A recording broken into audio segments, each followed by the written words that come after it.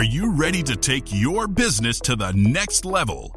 Every day there are countless books and articles that are published offering the key on how to make your business a success. It's easy to feel overwhelmed trying to keep up and run your business. That's why Deb Creer created the Business Power Hour. Keep up on the latest trends, best practices, and techniques for how to make your business a success. Let the Business Power Hour do the heavy work for you. Good morning. Good morning. I am Deb Creer, and I am passionate about giving professionals the tools that they need to make themselves and their businesses as successful as possible. And oh my gosh, I am so excited about talking with my guest today. I'm not sure we've ever talked about this subject specifically on all our 900 plus programs. And we're going to have so much fun talking about it. So please join me in welcoming Becky Blades to our program today. Welcome, Becky. How are you? I'm great, Deb. Thank you so much. I am doing well. Perfect. Well, let me tell people a little bit about you now that we had that great teaser, right? And then we will dive into this. So today's guest measures success not by what you finish, but rather what you have the initiative to begin. As I said, her name is Becky Blades. She is a best-selling writer, mixed media artist, award-winning entrepreneur, and philosopher of creative, adventurous living. Her latest book, Start More Than You Can Finish, is a joyful celebration of the art of beginnings, something that she calls stARTistry, with ART in all caps to emphasize the art part. It's a powerful new mindset that will have you starting, doing, and achieving more than you ever thought possible. So again, Becky, welcome. Thank you. Well, great introduction. I love getting to know more about my guests. And so tell us a little bit about how it is that you got to where you are today. Thank you. I will. Well, I'm a quiet on the advanced stage of my career. In fact, I'm in that lifestyle. Some would say it's retirement age, but I have no intention of that. So I know. Exactly. What is that? So I started as a journalism student, and I thought that I wanted to, be the print reporter on a major newspaper. I went to journalism school in Missouri and realized that I did love the chasing of stories. I love writing, but I didn't love the mundane aspects of just chasing down news. Maybe I didn't like that career trajectory. So I went, like you, into public relations, which led to a lot of creative outlets. I worked for a couple of other agencies, and then I started my own business at the age of 30. I built it to just a wonderful national scale company with national clients. We did international promotions. I worked in industries like the aviation industry and a lot of B2B companies, some retail. Hallmark Cards was a client. And that suited my personality because with every client comes new beginnings, new creative starts. And so that scratched every itch I had. But at some point, and maybe having kids had something to do with it. I started thinking, I've really achieved everything I wanted in that business. And there were these other interests, art, entertainment, making, real estate. I love travel. And so I spent a few years looking at myself and realizing that the people I wanted to be around were people that were starting things, were acting on their ideas. And so they were entrepreneurs. I got into angel investing and being around businesses, kind of my own personal little Shark Tank life. And that's just what jazzed me. And then I started, after a few years of dabbling in writing, in art, I started looking at myself and with a little judgment that maybe I wasn't achieving, in this next stage, the largesse that I wanted. And I went through an analysis of my finished work and my unfinished work, what I'd started.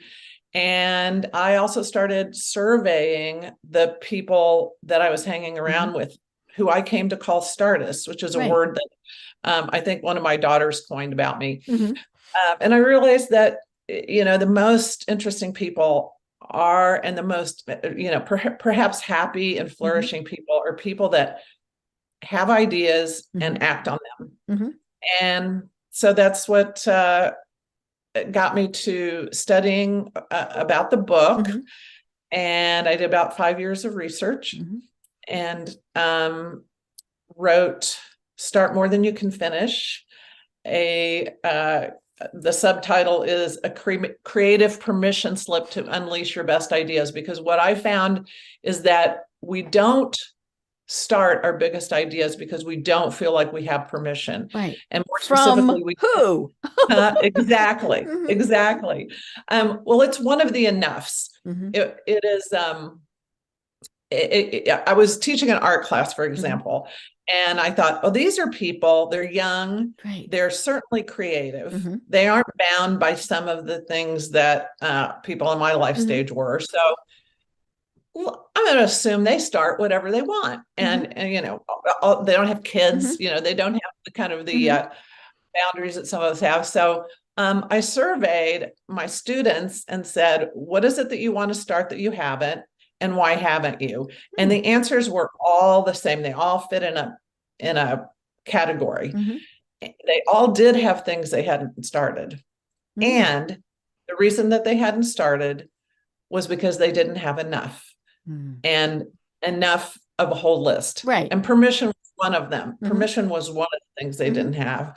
And, that's this esoteric thing.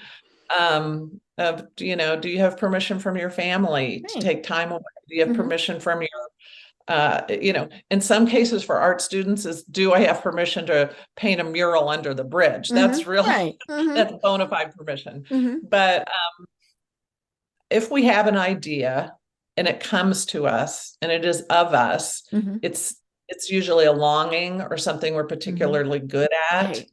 So there's some force telling us that we should manifest it. And if we don't, we have to look at why. And of course, enough time is number one. Right. And enough money.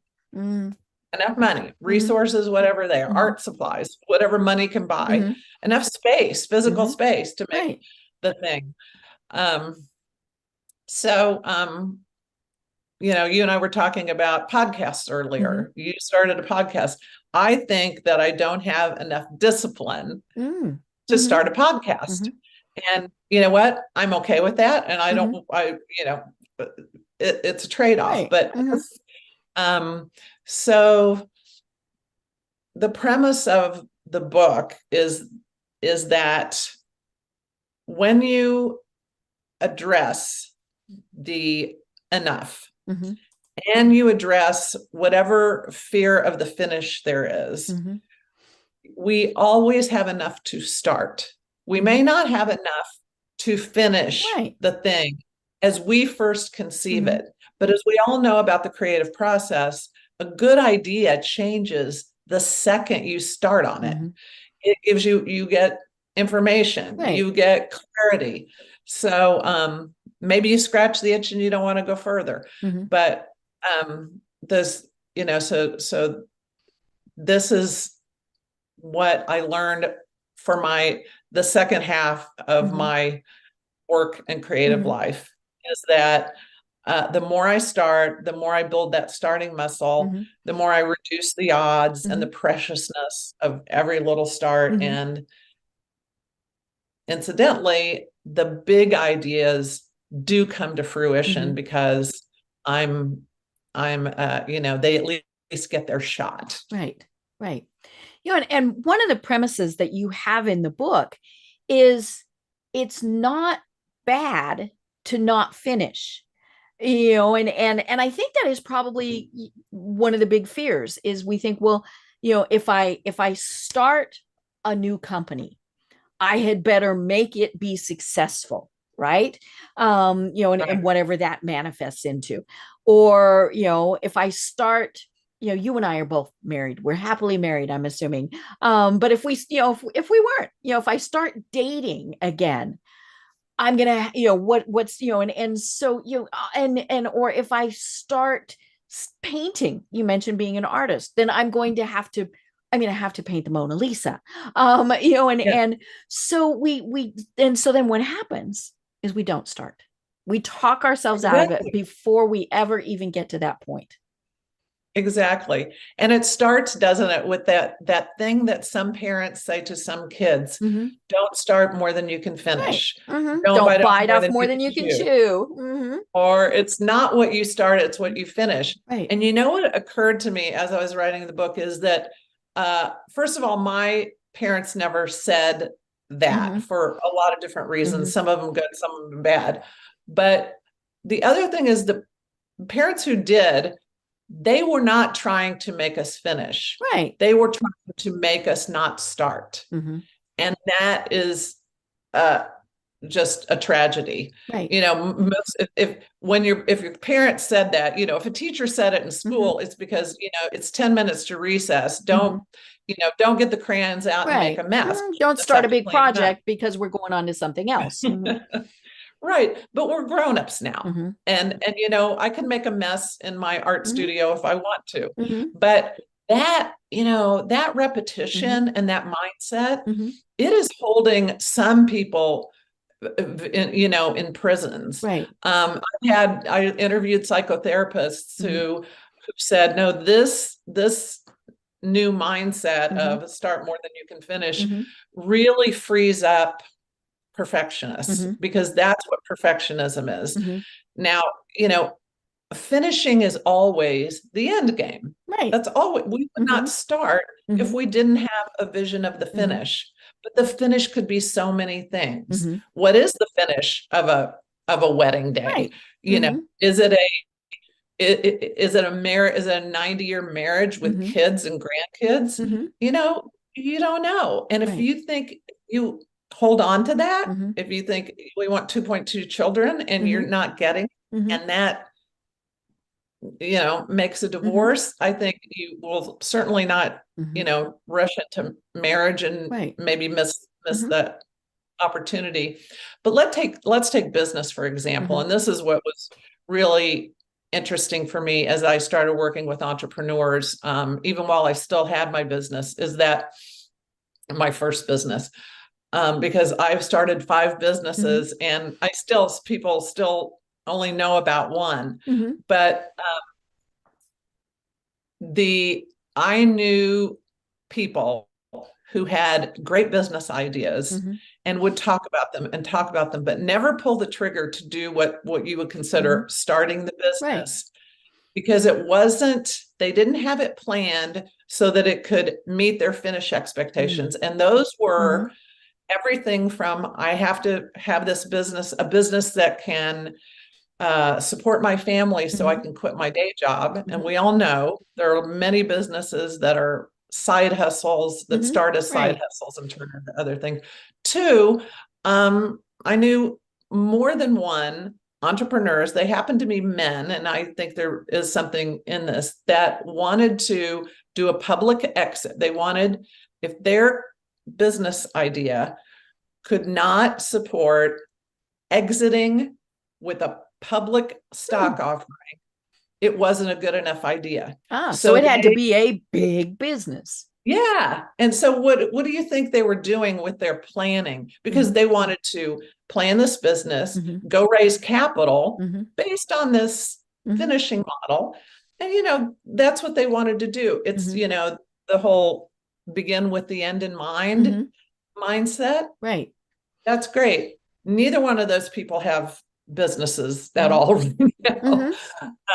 But their schooling or whatever goal setting Mm-hmm. mechanism was in fashion at the time, they just held on to that too Mm-hmm. tight and the finish was too tightly defined. Mm-hmm. And then, from that comes this whole cultural thing Mm-hmm. that then rests in businesses Mm-hmm. of failure. If, Mm-hmm. if we start something and we have to pull the plug on it, or we get to pull the plug on Mm-hmm. it, what do we call that? Mm-hmm. That's called failure. Right. And that's not good for many That's not people. good. Mm-hmm. We don't get promotions for that Mm-hmm. in most businesses, but there are businesses now that realize that the big success comes from getting to failure. It's the failing Mm-hmm. fast, Right. failing fast, Mm-hmm. Learn from iterate. it. Exactly. Mm-hmm. And so what if, so take that across our lives and Mm-hmm. all the goals. We aren't only workplace beings, whether it's, becoming the chef that we want, the Mm-hmm. gardener we want, building, throwing parties, Mm-hmm. building relationships. If we can embrace the fact that every time we begin something, we are opening a swag bag, I call it, of Mm-hmm. opportunities. And the start, what the work of this book is that I lay out a process of Mm-hmm. what a start is. Mm-hmm. And so there are 4 parts to it. And in each of those parts, we Mm-hmm. have opportunities for improvement. Mm-hmm. And I think a lot of us can look at those 4 parts and see, this is my weak point. Mm-hmm. You want me to tell you the 4 parts? Yes, most definitely. Mm-hmm. Are we ready? So it is based on our model for change. It's what human beings go through when we make a change, make growth, and it is imagine, just think, decide, and act. Imagine the future state, whether it's change or beginning something and creating it. Once we imagine that, and we should imagine as big as we can, right? That's okay to have those big, hairy, audacious goals at that point. Exactly. It is not only okay, it is life-giving. It is our greatest happiness and actualization. But then we go to a place where we think about that. And what does that really mean in my life? What would that change? What would that look like? How would I get there? And then we get to, well, what would happen if I don't? What would happen if I fail? So if you think about this, this is where most people get stuck. Right. And we we'll do go back analysis, to paralysis by analysis. Exactly. So, so we should imagine bigger, think less, because also this is key. Human beings are designed for survival, not necessarily happiness. Right. So when we start thinking about it, we are going to go to self-preservation. Right. We don't leave the cave. Exactly. All we're going to do by thinking more is talk ourselves out of it. So we need to imagine bigger, think less, then decide. And I say decide to decide, because most people don't decide not to start something. They just don't, they decide not to make that decision yet. Yeah. Next year. Yeah. I'll do it when I retire. Yeah. When the kids are gone, all those various things. Yeah. You're not saying no to your book. You're just saying someday. Just not now. Yes. But have you decided? No. So decide and then act. So act fast.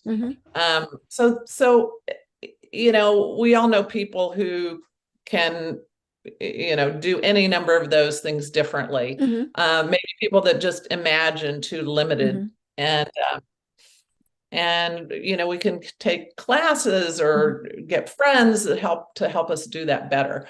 But anyway, it's just about taking those 4 steps and seeing where we're selling ourselves short, getting to action, because then all of those steps are interchangeable. If we live a stARTistic life, we're always going to be doing all of them.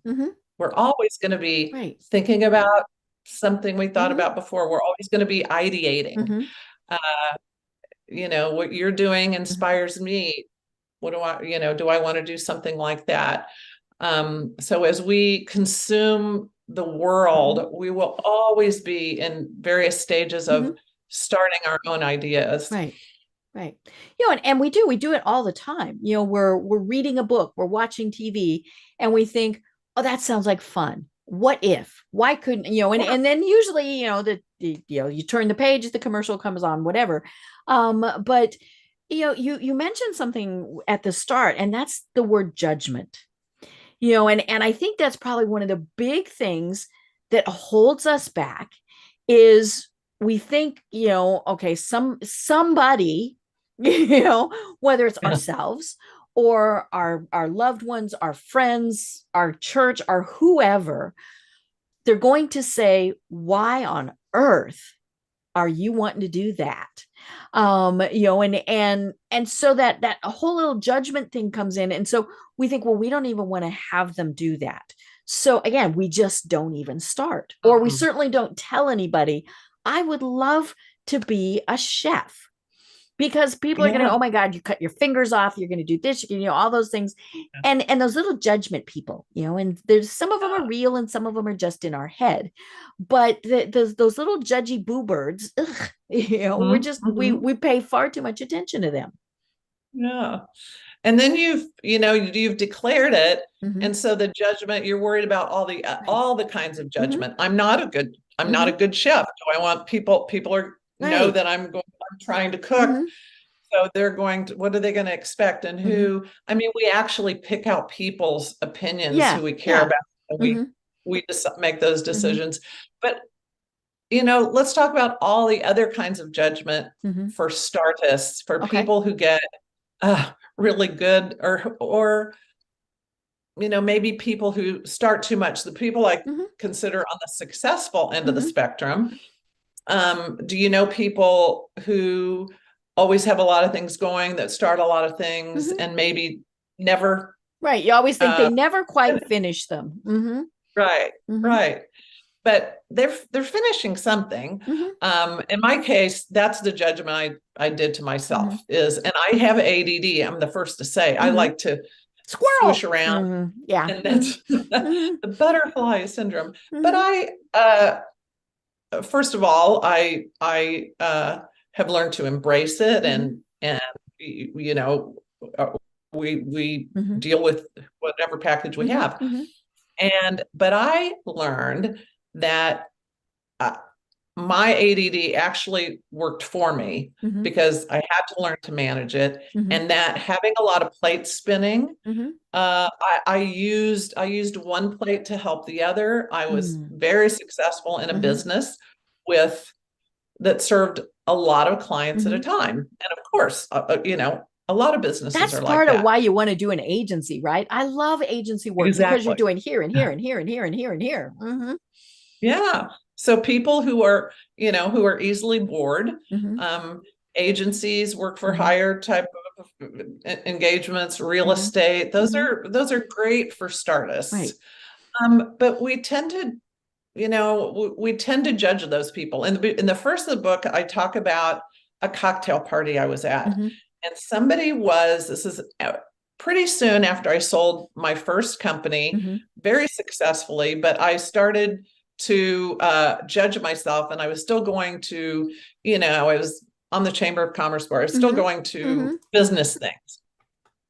Some people in this conversation at the party were talking about someone, and I finally realized who they were talking about.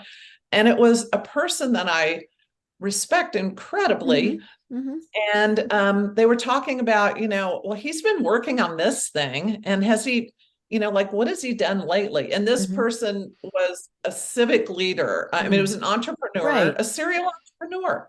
And it was, I think that's what kind of started to have me let myself off the hook and start beginning to study and to really champion the cause of starting. Is it a flighty indication of failure? Absolutely not. And quite the opposite. This person that they were talking about, I would I would give anything to have his accomplishments, Right. his his reputation. So it's them, not us. But I do feel like I have to explain it. I mean, I do feel the need to study it and say, here's what people aren't seeing is that starting is a muscle, and the first step is full of information until here's a guy who takes the first step, he rolls the dice, he does it so much that you can't help not see that first ignition switch. Right. And then maybe you don't see what happens to it because he's smart enough to say, I'm not going to do that. Right. Or the finishes are smaller and less public than we know. I have a drawer full of art that is finished that nobody ever sees. But if they think that the last art I did was when I had a gallery showing, they don't know. They don't know what I've been doing. Well, and a big part of it is we need to ignore those people, and kind of have that thick skin of, I don't care what you think.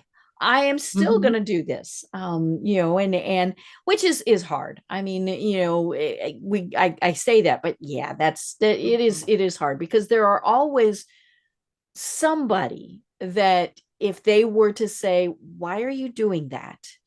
We would be crushed, right? And we've talked about this a little bit in various ways on the program, where a lot of times those people mean well. They're wanting to protect us, going back to, little kid, why are you going to do that? Why are you going to, learn to be a chef? You're going to hurt yourself. Why are you, and so they're saying these things because they want to protect us. But what we've discovered a lot of times is it's their own problem. They're thinking, I wanted to do that and I never did. And, but I'm going to protect and right. It's our parents, our teachers at the very start who were, why do you want to do that? You and I are the same generation of, why do you want to go to college? Why do you want to study math? Because little girls did not do that when we were in school.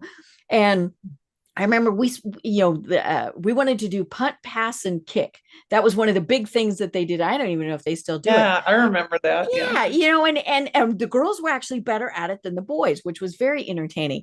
And they let us do it and have fun with it until we said, we want to compete. We want to do it for real. And then it was, oh no, little girls don't do that. And I remember, getting a little bit older and having shop class, which was for the boys, and having home ec class, which was for the girls. Now I went to school with some really smart boys who they cook. They cook in that class. We want to do that. And so we all of a sudden, I mean, like I was in 9th grade and half of my class had boys, but it took a while for, the home ec teacher was like, and at the same point we had girls who took shop. Now this was back in the 70s when, you did not do that. And I don't know how it is that we actually got to do it because, I guess they figured they were going to have a mutiny on their hands. But, they really did. In most cases, they wanted to protect us. Well, maybe that was because our school did that too. Maybe there was some consciousness and that said, let's switch because I got to go to shop in 7th grade. We were at the end of the hippy dippy generation, right? Yeah. It was, totally in this very early 70s. Well, yes, I want to not listen to those people, but what I decided as I did the research is that what we really need is just what maybe happened in Shop and Home Ec is that we need to be supported by the people around us. So we need to change the thinking. I don't want my kids to have to ignore a whole bunch of people that are of a different mindset. Because sometimes they really are there to protect you, right? Don't go play in the street, honey. But they're missing out too. I mean, what I realized by talking to people who were finishers. I mean, there are people, and it's a it's a illness. There's a whole, I mean, I studied a lot of neuropsychology. There's a syndrome that won't allow us, a fear of finishing. There Right. is a gotta finish syndrome. And but we don't we respect people more who finish everything? There's something in our society Right. that has said, oh, she finishes everything she starts. Mm-hmm. Even if she's not interested anymore, Right. even if the season has changed and she doesn't need that coat and she's moved to Florida, so she's right. But she finished it. Yeah, she finished it and she had to. And I know people like that.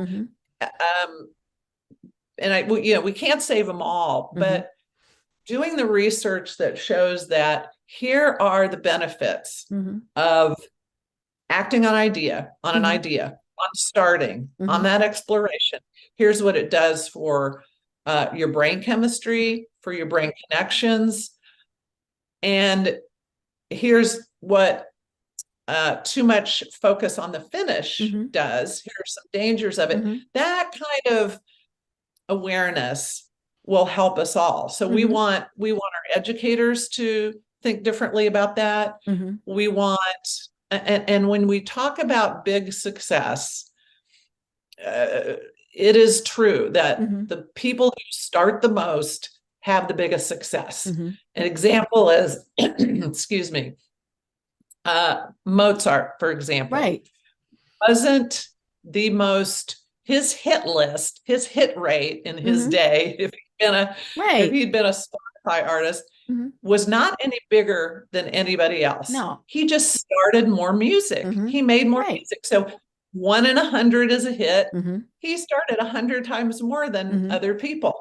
He died with a lot of unfinished music. Right. So we can learn from the greats to that, kind of being quick to act on an idea makes us better curators of ideas also.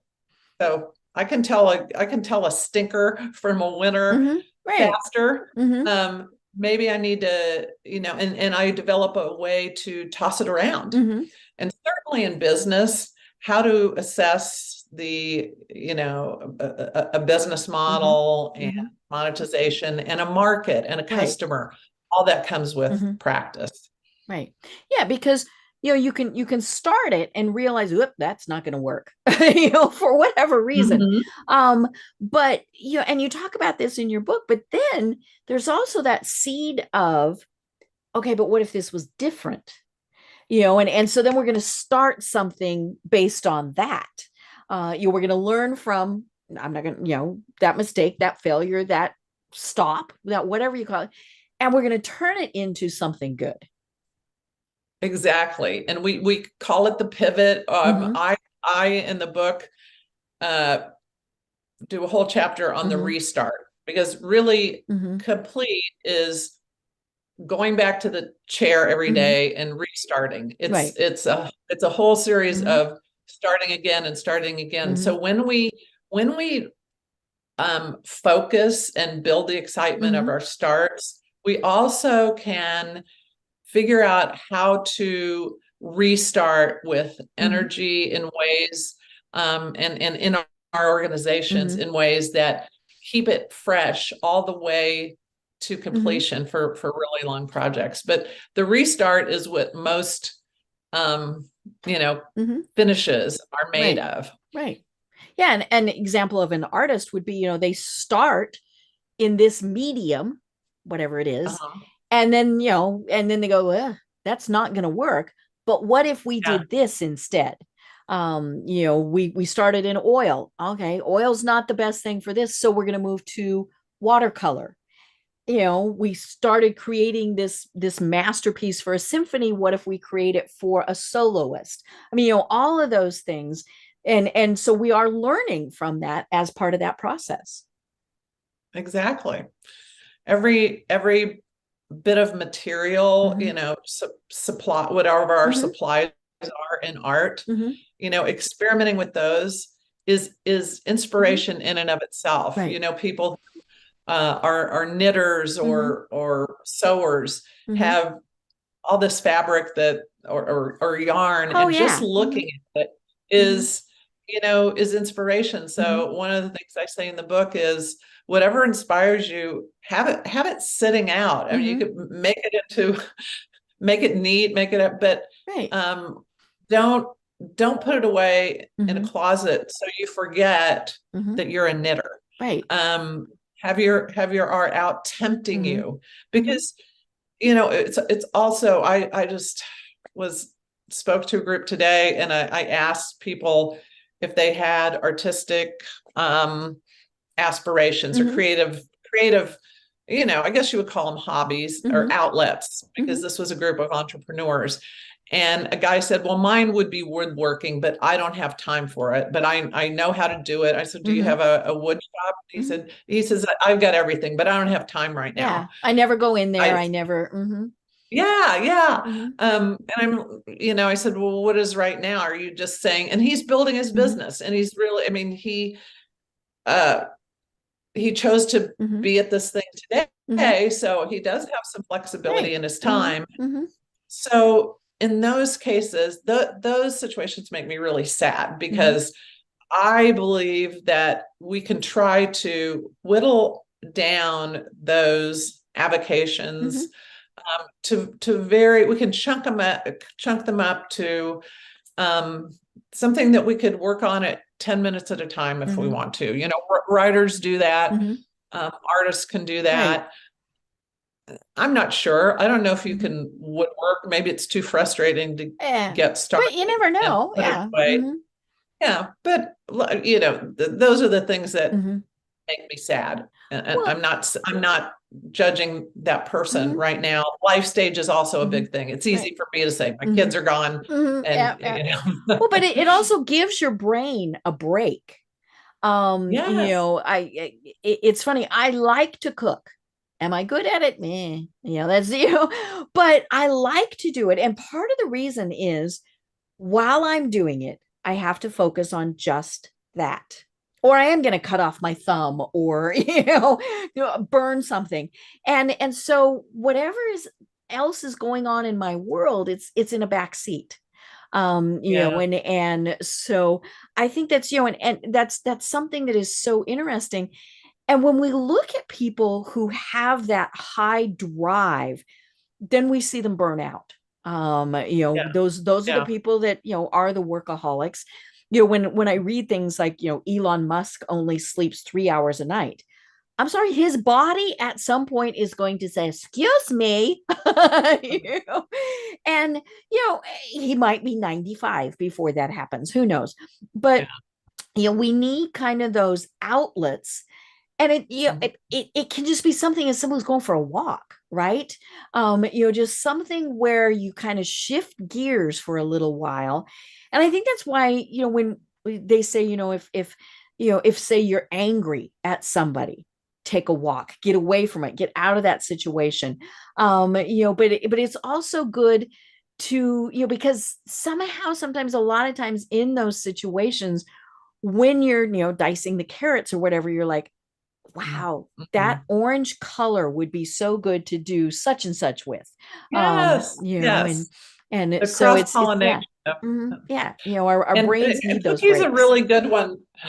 I'm sorry to step on your words. Yeah, but cooking's a really good one, and I'm a terrible cook, and it's not my outlet. It makes me it stresses me for some reason. But cooking is it's finite, and you actually consume it, so you're done at that point. Whereas with visual arts, for example, you know, Leonardo, you can always put another little dab of something there, right? Leonardo, I think, said art is never finished, only abandoned, because you could always put more layers on. But I like to recommend classes. So because that is something for some people who can't break away from their lives. So if there were a class say a writing class, say you don't Mhm. think you can discipline yourself Mhm. to write, or you think you Mhm. should be at work. 1 hour a Mhm. week for 6 weeks, Mhm. you got to be there. Mhm. You physically put yourself Right. somewhere. You Everybody else, paid to do it. That's a lot of times the thing. yes, If you paid to yeah, do you it. paid to do. There's a good one. Mhm. Um, and you Mhm. usually, the teacher will Mhm. create a way for you to complete something while Mhm. you're there. Right. And then you also get some feedback. Mhm. So a lot of times what we start, it's in the quiet of our Mhm. own mind. We can tear it down, we Mhm. can minimize it. So anyway, that's one of the first things I suggest for the type of things we've been talking Mhm. about, for a woodwork, something Right. you want to do, Mhm. and something you're curious about. Mhm. And at this stage, at the end of the book, I study people in late stage of life Mhm. who say it's too late to start Right. this. It's too Mhm. people. I I don't want to wish start. I had. Yeah. Well, and they don't. I mean, that's like, I don't know if they even get there. It's not a Mhm. regret yet, but Mhm. they think it's, again, focus on the finish. Right. If I Why should start I start piano to write a now, book? Because. Mhm. I won't be able to Mhm. finish. Well, classes, again, are Mhm. a good answer for Mhm. that. But I have a great story. I met a man who was in his 40s when I met him, Mhm. at an art studio, painting this amazing picture. We started Mhm. talking. He was giddy to talk to me about and tell his story. He said, "Yeah, I just learned I could do this a couple of years ago." Mhm. I said, "Well, what do you mean learned you could do it?" He Right. said, I had never picked up a pencil to draw. My daughter had her art supplies sitting Mhm. there. Had taken a photograph. I picked up the pencil. I drew this likeness of a woman's face, Mhm. and it was a perfect likeness. He was Wow. in his late 40s, Mhm. and his whole, just, he had never Mhm. tried. And Right. the funny thing is, he went to his wife and he said, "Listen, have you ever tried to draw? Mhm. All you got to do is look at what you're drawing and then, And she went. put it on the paper." And he says, "It's just really easy. Mhm. Anybody." She said, "No, not anybody can do Yeah. it. No. Yeah. You have a talent." Mhm. So some of these, to start a new Mhm. interest at a Mhm. stage of Right. life, um, there are, I'm finding his is not an isolated Mhm. story, but it's a fabulous one. His Right. name is Bill Rose, William Mhm. Rose. If your um, listeners want to look him Mhm. up, he is now, a lot of his work is doing big sports murals Ah. in Mhm. sports stadiums around the Mhm. country. I mean, he is a very gifted artist. And Mhm. then he learned color, taught Mhm. himself color. Eventually Mhm. quit his day job. He Right. was a business Mhm. project manager. Right. The So, the opposite of what you would think. yeah. So what do we know? Until we start, we could Mhm. be missing a God-given Mhm. talent Right. that's, we could be a Mhm. prodigy of something and not Mhm. know it.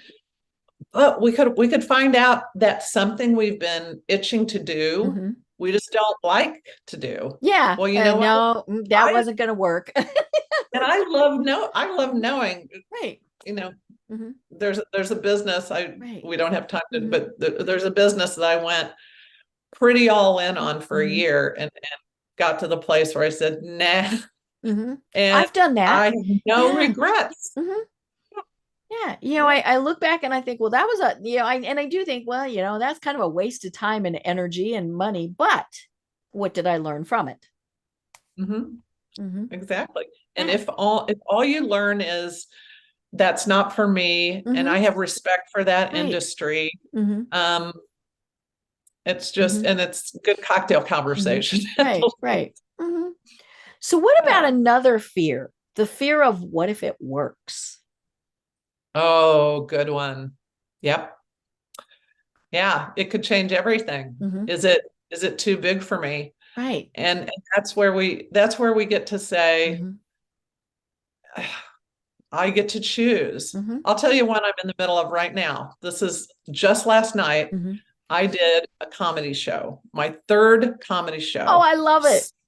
sold out. Mhm. I started it while I was writing this book because I Mhm. did a year of saying yes. I have Mhm. these hypotheses in the book. I said, I gotta walk the walk. Right. And Mhm. my daughter called one year and said in April, Mom, will you come to New York and perform with my comedy club? Mhm. It's just, we're asking our moms for Mother's Day Oh. to do comedy readings. Uh-huh. And I had decided it was my year of saying yes. So I said Okay. yes. You know who didn't say yes? Any other moms. I was the Mhm. only, I was 20 years Well, older than bad anybody. for them. Yeah, I Mhm. know. But it was fun. I Mhm. came back. I said something about it on Facebook. The women on my Facebook feed said, you should do a show here in Kansas City. Mhm. So I had to do it. Right. I started, I printed something out on the computer. I Mhm. wrote on masking tape, Ladies Laugh Lounge. Mhm. We are now doing, every show is sold out. Ah. The women, I mean, the last one sold Mhm. out in 3 days with no marketing. Mhm. Um, and so, I'm thinking, I is the one we did last night, which Mhm. was so much fun, is that going to be, can I just let that be the last one? Mhm. Or do I want to make this my life? Right. What's the Mhm. downside? I plan one for January and then I look at January and January is so busy. Mhm. Do I want to be controlled by Mhm. this? But I just got to stop Right. talking to Mhm. myself. It's like I have control. Mhm. I know I'm a big girl. I Mhm. can decide my limitations. Mhm. So with things in my stage of life Mhm. right now, I'm in my 60s. Mhm. I I want flexibility. Mhm. So I have a newsletter. I hope Mhm. uh, people will subscribe. It's called stARTistry. Mhm. It's a fun newsletter about creativity, but it's Mhm. not on a schedule. It's Mhm. not Yeah, it's when the spirit every two moves. weeks. Yeah, that's Mhm. when the spirit moves. Mhm. Sorry, and that's the way I can do it. So, and that's the Mhm. way that these comedy shows are. But part of my monkey mind starts going with the show that I should take it to other cities. Right. I could go on the road. Women love this. Or, Mhm. I Mhm. could sell it to somebody else. Mhm. I mean, I don't know. This is the day after. I Right. need to enjoy what Uh-huh. yesterday Mhm. was. Mhm. Mhm. But that's the stage of life. It's a Mhm. luxury to be Mhm. at this place. Right. But I think with every side hustle Mhm. somebody could start. Mhm. I know this is a business podcast, and I just have to say to anybody that's in a full-time job, Mhm. if you have a dream of a side hustle, Mhm. hustle that side Right. because those are such great Mhm. discoveries. Just figure out how small you can do it Mhm. so it doesn't, so you can, turn it down or off Mhm. if you want to. But there's so many sharing Mhm. apps and Mhm. possibilities Right. these days that figure out how you can explore Mhm. that craving or Mhm. longing without ignoring it. Right. Explore, don't Mhm. ignore. Mhm. Right. And again, be realistic. You're not starting Amazon tomorrow. There you go. Now, Right. are you starting something that might in 20 years be Amazon or, whatever, maybe. But yeah, and I think that's one of the things, because I joked about big, hairy, audacious goals. We're marketing people and we've been told you have to have your BHAGs. I'm Yeah. not a big fan of those when they're totally unachievable, right? I'm Right. going to be a bazillionaire because then when you're not, then it's but if you say I want to make enough to pay my bills, you know, but yeah, that's Mhm. that's and it depends. I mean, depending on your situation, that might be a big, hairy, audacious goal, and but to me, those it still needs to be a realistic goal, and so it might be big, and I think if we set our goals too little, we're selling ourselves short. Like you didn't write a book to say I only want to sell 10 copies. Right. Right. But Right. babe, selling, a million, that might be a But I stretch. did, Hmm. but I did start, and this is based on my story. Hmm. my first book I didn't have as a goal. Mhm. And I tell the story in this book. I wrote a book called Do Your Laundry or Mhm. You'll Die Alone. And it said advice your mom would give if she thought you were listening. Mhm. It is a bestseller for 10 years now. It's going on its 10th I year. love it. Mhm. I did it. It was journal entries Mm-hmm. when my daughter was a senior year Mhm. in high school and she was driving me crazy. Mhm. I sent it to her freshman year in college. Mhm. She said, Mom, you're always telling us to act on our ideas and put our art in the Mhm. world. You need to make this into a Mhm. book. So I turned it into a book. And of course, I'm going to do quality work when I Right, do right. it. I'm going to Mhm. do something to do it well. Mhm. And I sold the book. I self-published, Mhm. so I didn't get an agent. I didn't Mhm. get a publisher. Mhm. And it sold so much that a publisher came to me. Mhm. That based on that Mhm. goal, based on that book and Mhm. success, I was able to get the book deal for Right. Start Mhm. Finish. I would not have. So if I had set a goal to get a publisher about my first book, I think I'm answering your point about Mhm. I wouldn't set a goal so small. Mhm. Well, I set a goal to have a book, Mhm. but I didn't have a money goal and I Mm. didn't have Mhm. a competitive Right.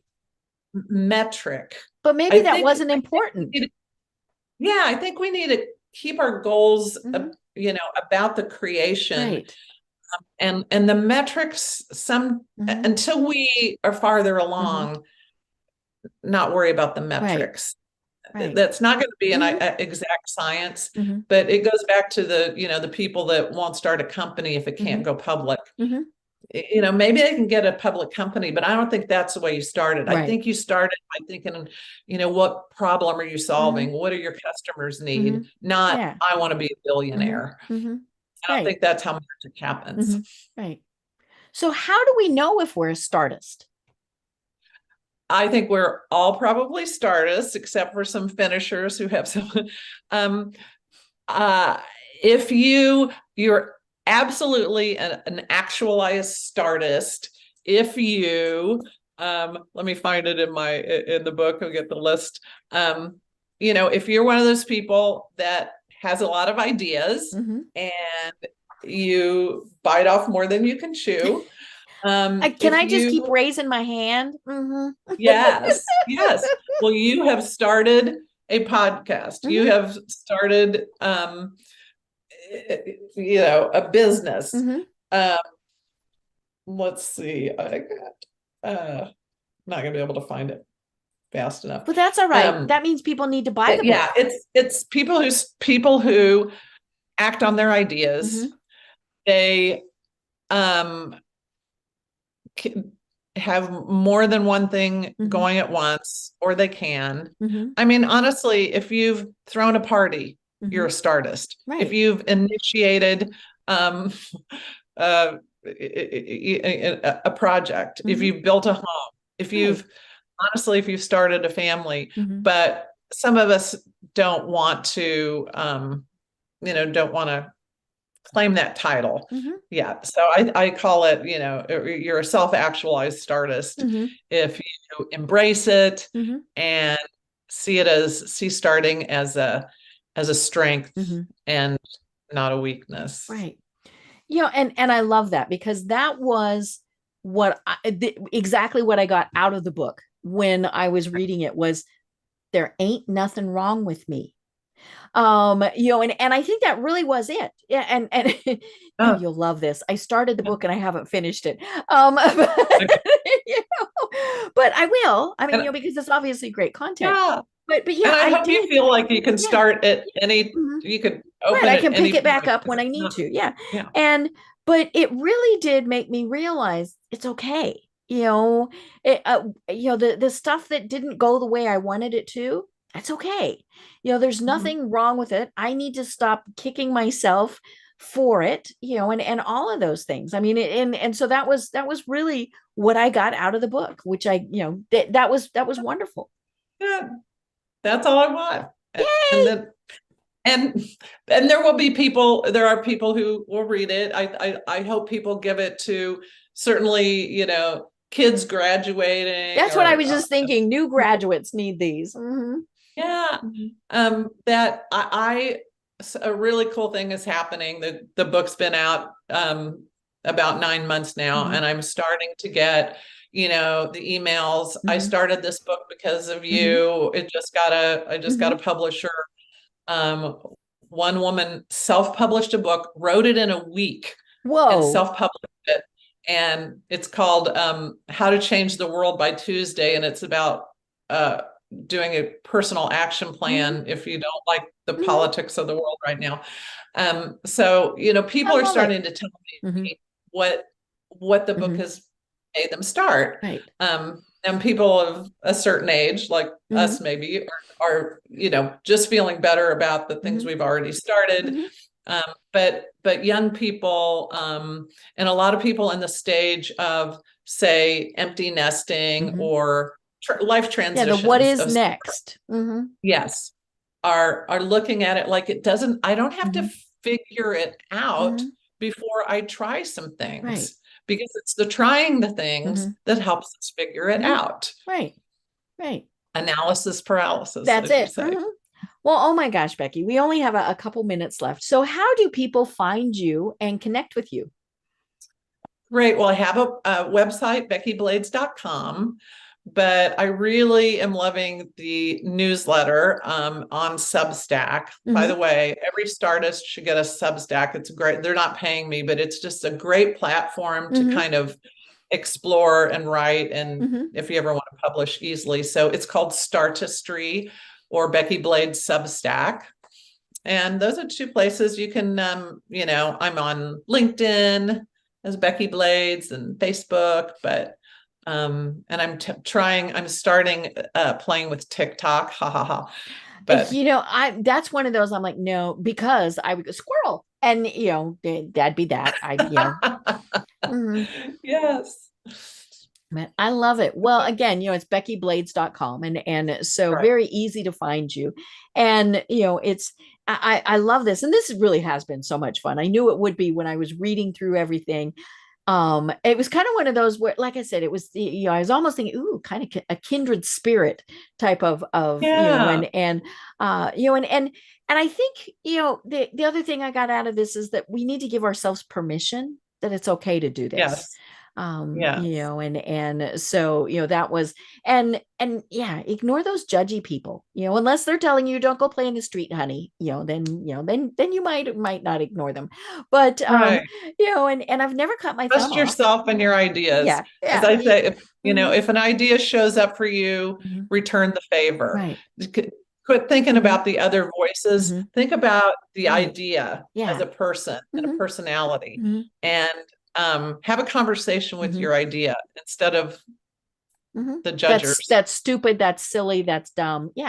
Tell that little voice, that little, little Pinocchio or whoever, Jiminy Cricket, that was it, on the shoulder. Tell them go exactly.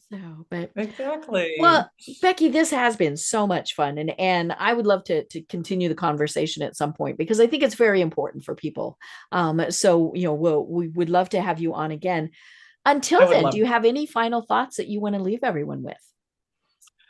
I think it's kind of the premise of this whole stARTistry mindset, and it is that acting on our ideas reveals the best of who we are. We want to the way we leave ourselves in the world is to act on our own ideas and give them life. So that's what it means to me.